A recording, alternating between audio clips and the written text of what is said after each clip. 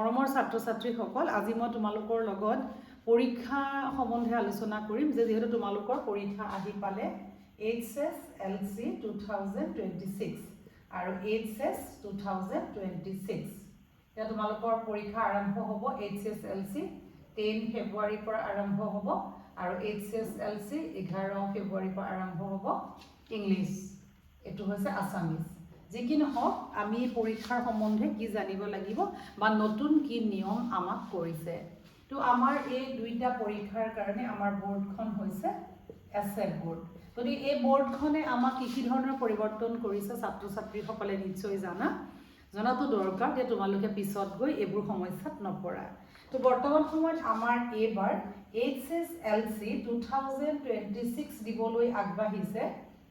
4,38,565টা ষ্টুডেণ্টে অসমৰ পৰা আৰু হায়াৰ ছেকেণ্ডাৰী দিবলৈ আমাৰ আগবাঢ়িছে 3,30,744টা ষ্টুডেণ্ট মই এইকেইটা কথা তোমালোকে সকলোতে পাবা মই এই কাৰণে কৈছো যে চোৱাচোন কিমানখিনি ষ্টুডেণ্ট আমাৰ পৰীক্ষাৰ কাৰণে এতিয়া নিজক সাজু কৰি ৰাখিছে বা নিজৰ সপোনবিলাক চাইছে তো এতিয়া কথা হ'ল কি আমাৰ পৰীক্ষা সম্বন্ধীয় যিমানবোৰ কাম আছে সকলোখিনি কাম ইতিমধ্যে এছএফ বোৰ্ডে শেষ কৰিছে আমাৰ এতিয়া অহাকালি ফেব্ৰুৱাৰী 1 তাৰিখ গতিকে এসপ্তাহৰ ভিতৰত পেপাৰ পৰ্যন্ত পঠাই দিব গতিকে তোমালোকে যেহেতু পৰীক্ষা একেবাৰে সোনকালে পালেহি এতিয়া তোমালোকৰ আমাৰ কি পৰিৱৰ্তননো এবাৰ হৈছে তাৰ কাৰণে মই কওঁ যে আমাৰ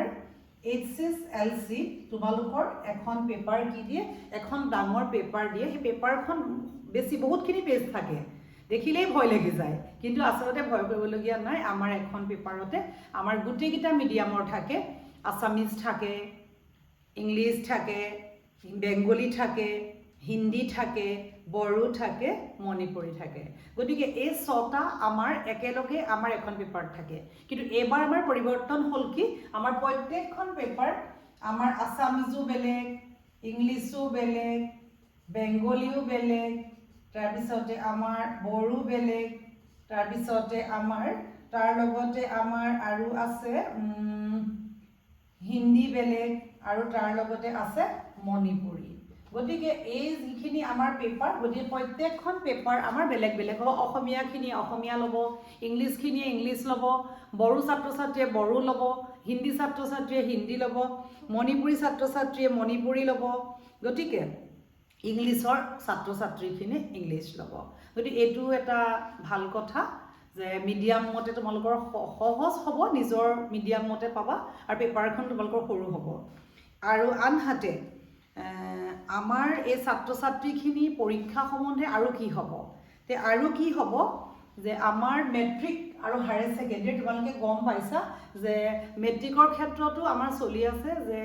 পেপাৰবোৰ টান আগতে এনেকুৱা কিন্তু এই বিষয়ে তোমালোকক বিভিন্ন ধৰণৰ ইউনিট টেষ্ট বা হাফেলি পৰীক্ষাবোৰ পাতি বুজাই দিয়া হৈছে যে আমাৰ পেপাৰবিলাক কি হ'ব কনসেপ্ট বেসড হ'ব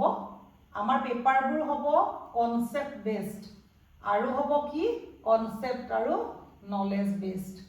গতিকে এই কনসেপ্ট আৰু নলেজ বেসড পেপাৰবিলাকত তোমালোকৰ পাঠৰ পৰাই প্ৰশ্নবোৰ আহিব কিন্তু পাঠৰ পৰা তোমালোকৰ মানে কোৱেশ্যনটো পাঠৰ পৰা তোমালোকক সুধিব